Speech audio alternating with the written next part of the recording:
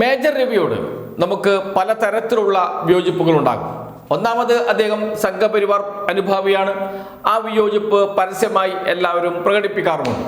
എന്നാൽ കഴിഞ്ഞ ദിവസം പഹൽഗാം ഭീകരാക്രമണത്തിന്റെ പശ്ചാത്തലത്തിൽ അന്തിച്ചർച്ചയിൽ അദ്ദേഹം പറഞ്ഞ പരാമർശമുണ്ട്. കേരളത്തിൽ ഇപ്പോൾ ഒരു വലിയ ശ്രമം നടക്കുന്നുണ്ട്.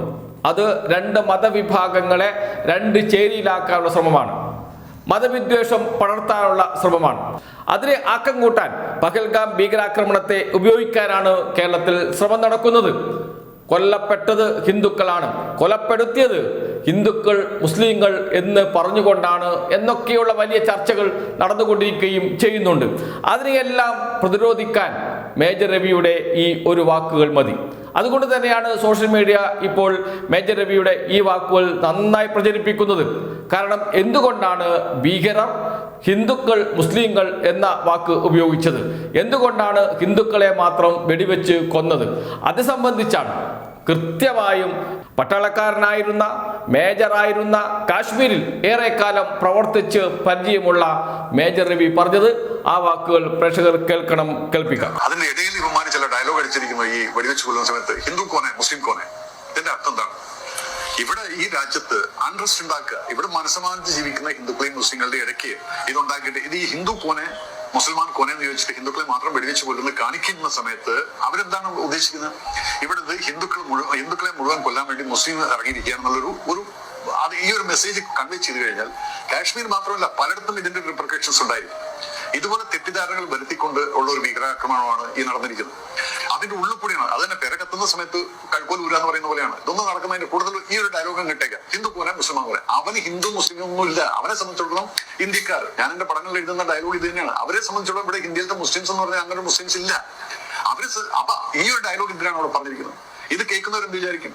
കാശ്മീരിലത്തെ മുസ്ലിംസ് ആണ് ഈ ഹിന്ദുക്കളെ വെടിവെച്ച് കൊല്ലാൻ വേണ്ടി വന്നിരിക്കുന്നത് എന്നുള്ളതിൽ തോന്നുക. അപ്പൊ ഇങ്ങനെയുള്ള കൺഫ്യൂഷൻസ് ഉണ്ടാക്കിയിട്ട് നമ്മുടെ രാജ്യത്ത് എങ്ങനെയെല്ലാം കമ്മ്യൂണൽ വയലൻസ് ഇറക്കാൻ പറ്റും ഉള്ളതാണ് ഇവരുടെ എല്ലാം ഉദ്ദേശം. മേജർ രവിയുടെ വാക്കുകളാണ്.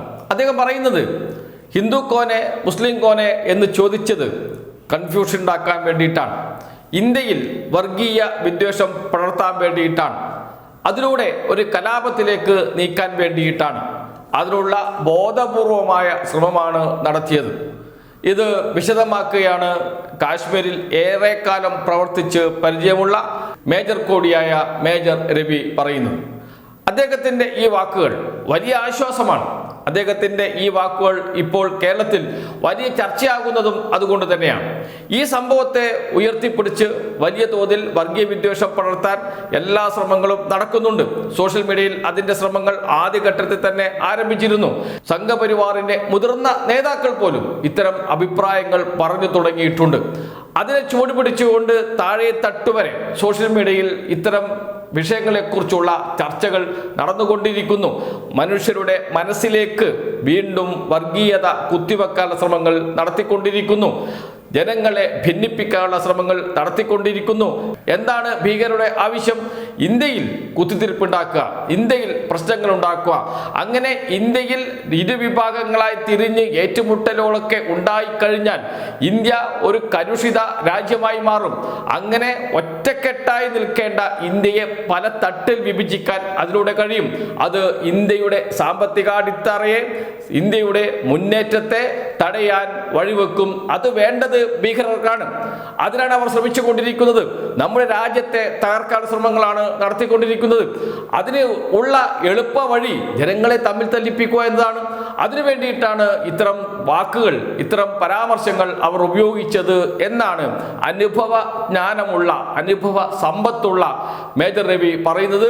അത് വലിയ ആശ്വാസം തന്നെയാണ്. എന്തൊക്കെയാണ് ഇവരുടെ എന്ന് വെച്ചാൽ ഭീകരരുടെ മനസ്സിലുള്ളത്, അവരുടെ ഗൂഢാലോചന എന്താണ് എന്നത് വെളിച്ചത്ത് കൊണ്ടുവരുവാൻ ഈ വാക്കുകൾ സഹായിച്ചിട്ടുണ്ട് എന്ന കാര്യം സംശയമേ ഇല്ല. അത് നല്ല ഒരു തുടക്കം തന്നെയാണ്. മലയാളത്തിലാണ് അദ്ദേഹം ഇത് പറഞ്ഞത്. അത് കേരളത്തിൽ വലിയ ചർച്ചയായി മാറിയിട്ടുണ്ട്. ഇന്നത്തെ സാഹചര്യത്തിൽ അത് ഗുണകരമായ ഒരു ചർച്ച കൂടിയാണ്.